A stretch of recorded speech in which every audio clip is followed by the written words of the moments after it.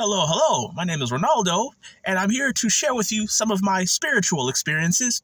And I pray that the Most High God will bless me with the right words to tell this story or these stories. So, what am I gonna talk about right now? Oh yeah, you know, uh, being more holy and being more, being more, how you say it, like Christ-like to get spiritual breakthroughs and speak with God more, or God will speak with you more.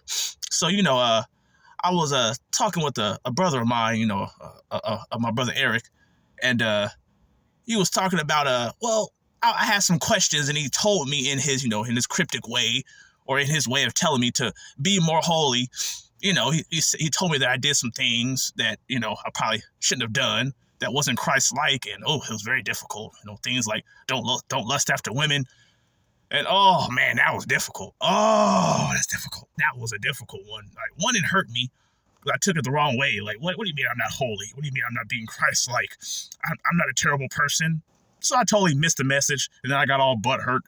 But it is what it is. Whatever. Truth is truth. That's why God put him in my life. So anyway, so I had to take this truth in, and as I was getting all butt hurt about it, that same message just started falling in my lap left and right. I mean, I couldn't go anywhere. I couldn't watch no spiritual channel without that same message falling in my lap. I mean, even even movies like how you say it, I think like a good example. I was watching not too long ago. I was watching Angels in the Outfield, and after I took this criticism in and I didn't get all butt hurt, I started thinking about that movie. And how the coach George Knox, he was put in a difficult situation where his team was trash. They had no skills. They had no ballers. Maybe one or two talented people, but for the most part, they were trash. No ballers whatsoever. No superstars. So he went to the owner and said, "Oh man, I need some talent, bro. I need some real talent. I need you to trade all of these whack players now. I need a Barry Bonds or like a Sammy Sosa or something." And the owner told him, "No, work with what you got," and that bothered him bad. And I can understand that, but I guess God had another plan.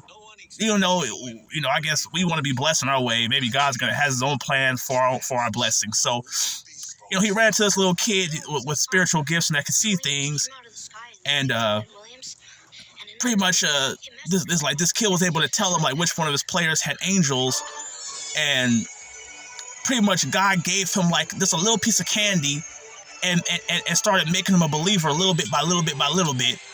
But, pretty much it got to the point to where I forgot what game it was. It was late in the game, and, they haven't gotten an angel yet. And, George Knox was doing the same old thing. Something didn't go his way. He started cussing up a storm, using bad words. And he eventually, the kid that could see angels, his name was Roger. I forgot his last name, but his name was Roger.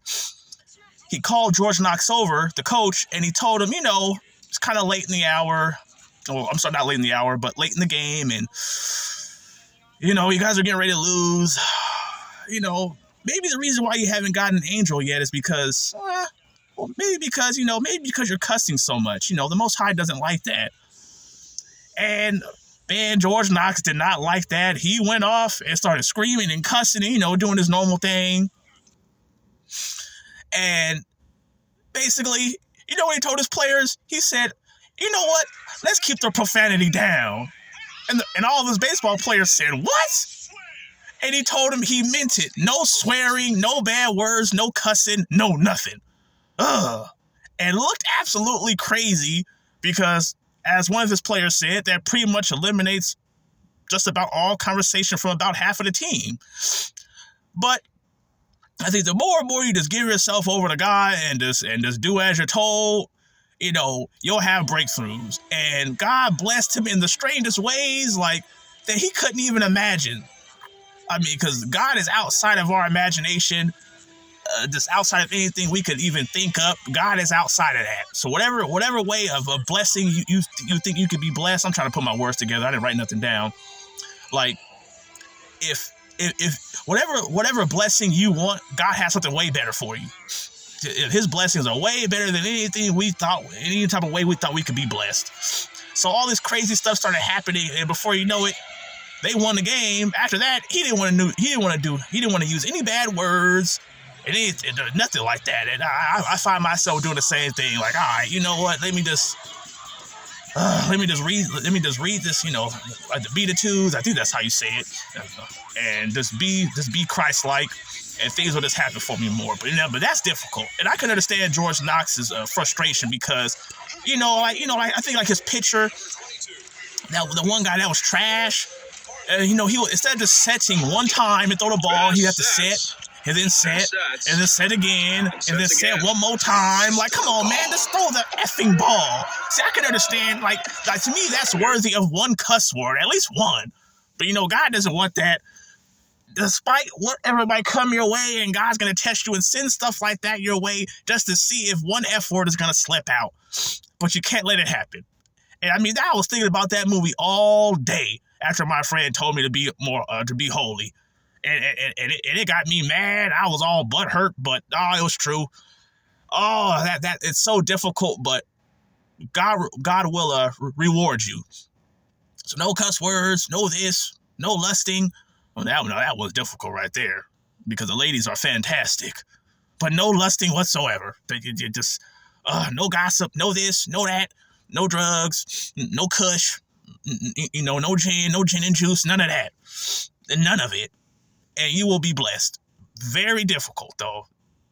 Very difficult to find a narrow path, but you gotta do it.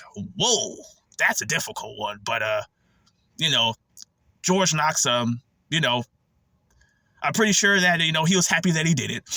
And before you know it, it was like angels started taking over him, like that angelic possession stuff. I'm starting to believe that. Angels started taking over him. I think the moment you empty out all that anger and sin and emotion and stuff like that, it gives the Holy Spirit more room to operate.